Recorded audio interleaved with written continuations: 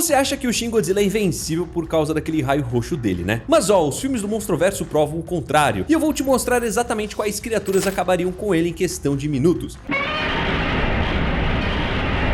E aí meu mano, tranquilo? Eu sou o Gabriel e hoje o papo é direto ao ponto. O Godzilla de 2016 é bizarro e eu sei muito bem disso, mas quando a gente pega os dados oficiais dele e cruza com os monstros da Legendary, a história muda de figura. Esquece o hype da internet, cara. Tem um monstro nessa lista que derrotaria o Shin em segundos, sem nem precisar encostar nele. Você duvida? Então vem comigo que eu vou te provar. Pra gente começar essa comparação de um jeito justo e embasado, você precisa entender exatamente o que o Shin Godzilla é e quais são as limitações que ele tem. Porque a galera na internet, ela costuma superestimar demais esse bicho só por causa daquela cena famosa onde ele destrói Tóquio com os feixes de luz dele. Mano, sim, aquilo é assustador, né? E tem um poder destrutivo imenso, mas vamos olhar para os números reais que o próprio filme entrega pra gente. Na sua quarta forma, que é aquela gigante clássica que todo mundo lembra, o Shin Godzilla tem 118 metros e meio de altura e pesa 92 mil toneladas. É um bicho pesado, né, cara? Sem dúvida, né? Mas fora que ele também tem aquele sistema de radar natural que detecta ameaças, né? E consegue disparar lasers pela boca, pelas placas nas costas e até pela ponta da cauda. Mas aí a gente chega no calcanhar de Aquiles dele, e é aqui que os titãs do Monstroverso começam a ganhar vantagem. O Shin Godzilla é extremamente lento e ele mal consegue caminhar direito. A estrutura corporal dele não foi feita para combate corpo a corpo, né? Você nunca vai ver o Shin dando uma investida, pulando ou trocando soco com ninguém. Ele é basicamente uma torre de tiro ambulante. Outro detalhe que você precisa lembrar do filme de 2016 é a cena dos bombardeiros americanos. Quando eles jogam aquelas bombas anti-bunker, né, as MOPs nas costas dele,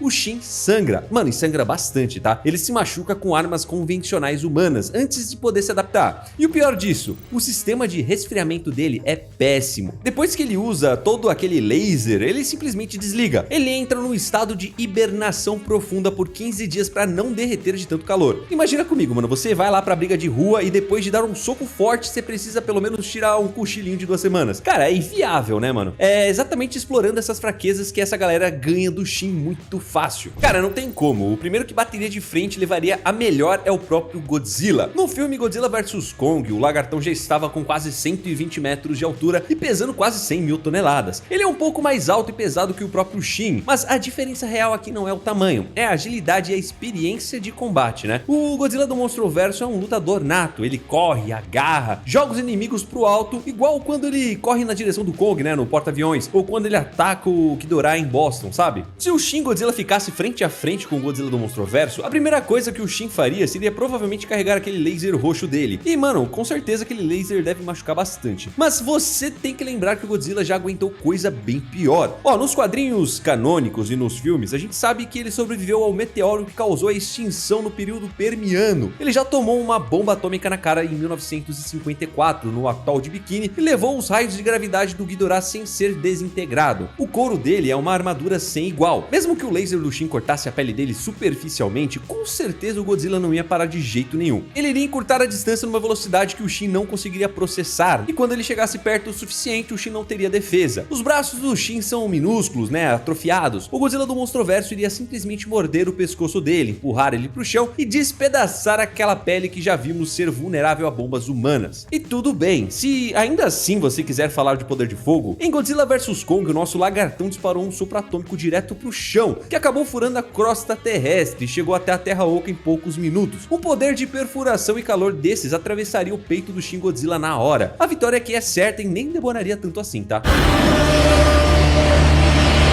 Agora aqui, mano, deu até uma dosinha do Shin, né?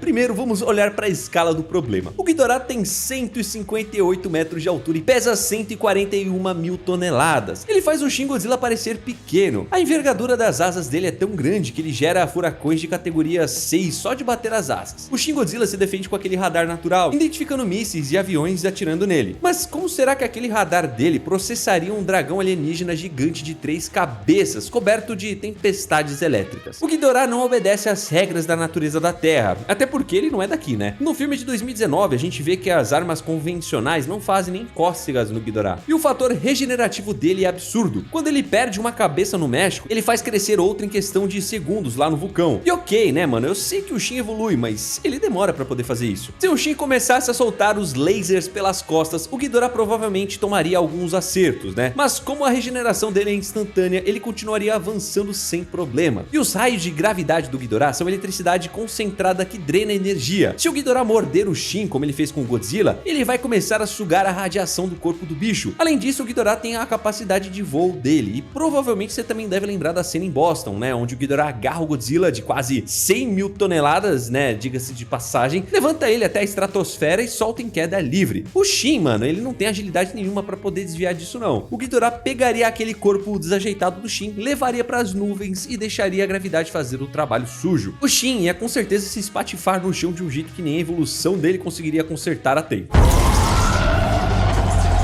Você pode estar até pensando, né, mano? Mas, e a tecnologia? O Shin não conseguiria derreter uma simples máquina, né? A resposta curta é não, porque aqui a gente não tá falando de um robô qualquer pilotado por um humano, né, como os Jaegers. A gente tá falando do Mecha Godzilla, meu parceiro. Ele é controlado pela rede neural e pela consciência do próprio King Ghidorah, que sobreviveu dentro daquele crânio, e é alimentado direto pela fonte de energia primordial da Terra Oca. Ou seja, é a inteligência e a maldade de um alienígena dentro de um corpo de titânio invulnerável. Mano, como é que o Shin suporta isso, cara? Não tem como. A Apex construiu o Mechagodzilla com um único propósito na vida: caçar e matar o Godzilla do Monstroverso. Para conseguir bater de frente com o Rei dos Monstros, ele ganhou um sistema de propulsão absurdo. Ele tem foguetes nos ombros, nos joelhos e nas costas que dão a ele uma velocidade de movimentação que um ser de metal daquele tamanho definitivamente não deveria ter. Cara, você deve lembrar daquela luta em Hong Kong, né? A gente vê lá o Mechagodzilla deslizando pelo chão, dando socos energizados, chutando e girando de uma forma totalmente frenética, né? Ele arrasta o Godzilla pelos prédios como se não fosse nada. Agora coloca um Shin Godzilla que mal consegue dar um passo sem tropeçar no meio dessa tempestade de pancadas. Pensa comigo no Shin tentando usar aquele radar dele, né, pra poder rastrear o Mecha. O Shin derruba mísseis lentos de aviões humanos, né? Beleza. Mas o Mecha atiraria dezenas de mísseis guiados não pra causar um dano letal, mas só pra cansar e confundir os sistemas do Shin, né? Enquanto o monstro japonês tentasse entender o que tá acontecendo e abrisse a boca pra disparar aquele raio roxo dele, o Mecha já teria ativado os propulsores traseiros para contornar o quarteirão inteiro e aparecer nas costas dele. E detalhe, o Mecha não cansa, tá? O Shin, ele sofre daquele superaquecimento que obriga ele a dormir por 15 dias, mas o robô tem fôlego infinito. Ele não tem órgãos internos para poder sangrar ou estourar de cansaço, né? Se por um milagre o laser do Shin raspar na armadura, vai queimar, vai derreter um pouco de metal, lógico, mas o robô não sente dor. Ele não vai recuar nem um pouco. O Mecha encurtaria a distância e chegaria no combate corpo a corpo em questão de 2 ou 3 segundos. E quando ele chegar perto, tem um detalhe extremamente cruel na ficha técnica dele: a serra rotativa escondida na cauda. O Shin tem um corpo bizarro e carnudo, né? O Mecha usaria aqueles braços longos que também soltam descargas elétricas para poder agarrar o Shin pelo pescoço, travar ele no lugar e começaria a fatiar o bicho ao meio com a cauda, sem piedade nenhuma.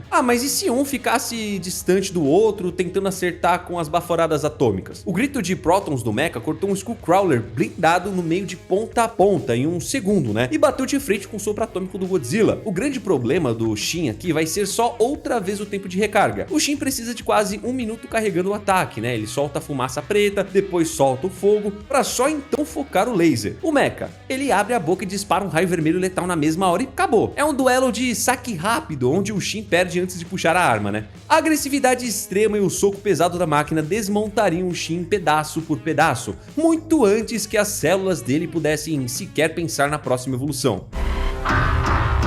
Antes de mais nada, a gente precisa falar sobre aquelas criaturas que têm potencial para ganhar do Shin, mas o cenário é arriscado demais pra gente dar certeza absoluta. Então eu vou fazer aqui duas menções honrosas, porque são criaturas que eu não posso deixar de fora não. O primeiro caso aqui é o próprio Kong, né? Especialmente o Kong da Terra Oca com o machado carregado e a luva Best da Monarca. Você sabe que o Kong é rápido pra caramba, inteligente e sabe usar o ambiente a favor. A força dele é 19 vezes maior que a gravidade, ou seja, ele soca muito mais pesado. Se o Kong estiver num ambiente com muitos prédios ou montanhas, ele pode se esconder dos lasers do Shin, chegar sorrateiramente por trás e usar o machado de energia direto no crânio do Shin Godzilla. Se o golpe pegar em cheio, o Shin morre na hora, porque aquele machado corta a carne de Godzilla facilmente. Então imagina a pele do Shin, mas se for em campo aberto, o Kong não tem a pele dura do Godzilla, né? Então se um dos lasers da cauda ou das costas do Shin pegar na perna ou no peito do Kong, seria o fim de jogo. Então o Kong pode ganhar sim, mas depende totalmente do terreno da luta. E eu preciso citar um bicho muito específico que apareceu na série Monarca Legado dos Monstros, que é o Frostvike. Sabe aquele bicho parecido com uma topeira de gelo? Então, ele absorve energia térmica de tudo que está ao redor dele. Como a gente já falou, né, o Shin Godzilla é um reator descontrolado que sofre de quê mesmo? Exatamente, meu amigo, calor. Teoricamente, o Frostvark seria o parasita perfeito para sugar toda a temperatura do Shin Godzilla até ele congelar. O grande problema da gente afirmar que ele ganharia é a diferença absurda de tamanho. O Frostvark tem uns 12 metros de altura, enquanto o Shin tem 118 metros. O Shin poderia simplesmente pisar nele acidentalmente antes que o Vark sugasse energia suficiente. Mas em teoria térmica, o conceito do poder do Vark é um veneno pro Shin Godzilla. Isso não tem nem o que pensar, né?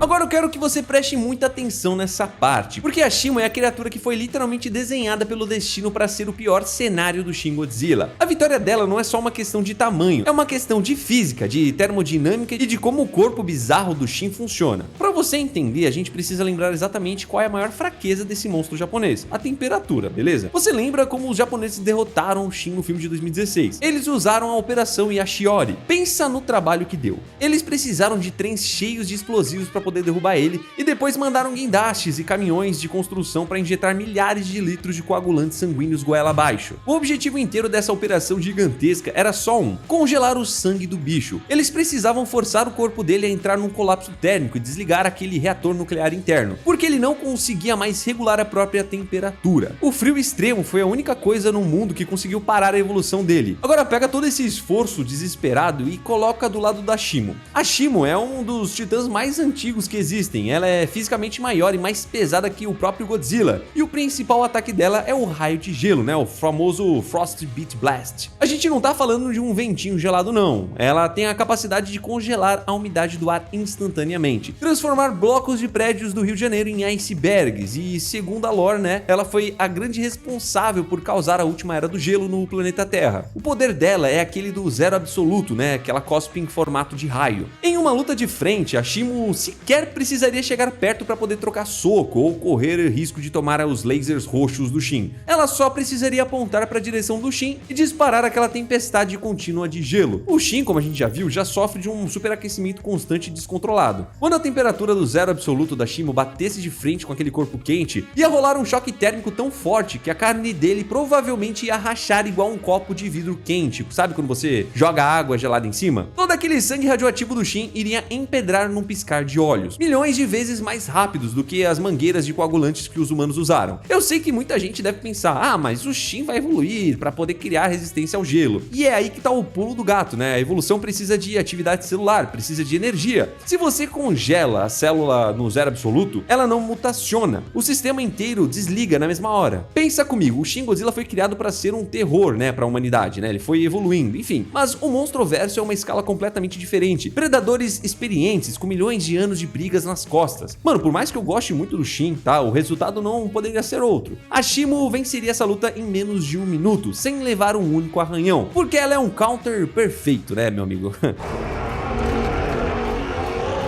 Já deixa o like e se inscreve. Fique com Deus, um abraço a nós. Tchau.